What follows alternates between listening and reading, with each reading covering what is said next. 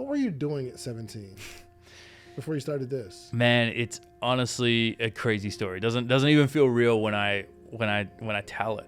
You know, divorced parents, single mom. We didn't have a lot of cash. And I loved computers though. I was just, I was obsessed on this thing. I played a lot of this game called RuneScape. You know, one of my buddies was telling me about this thing called SEO, and it didn't cost anything and you can make a website. I had this great idea, David. I was going to make a travel website. I'm all the way out in Australia on this island in the middle of nowhere. And I'm like, one day I want to travel places. So I would get my friends on the game to write up, little travel guides on where they were. Cause they were one of them was from Atlanta. One of them was from Phoenix, Thailand, all over the world. And they would write these guides.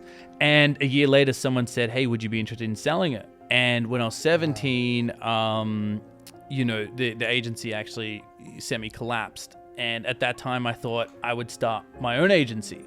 I hit an absolute just curveball. So my mom had to sell the house when I was about 14. So I was living with dad at his partner's house because dad didn't have the place.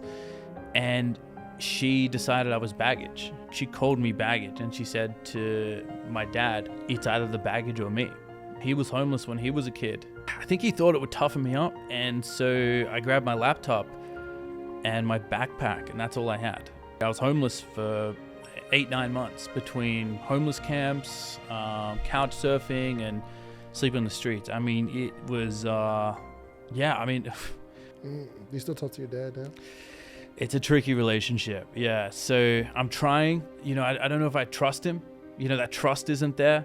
And he's still with that woman, after all the partners he dated, that was the one he ended up with. And so, that hurts, man. That hurts. So, I got a lovely relationship with my mom.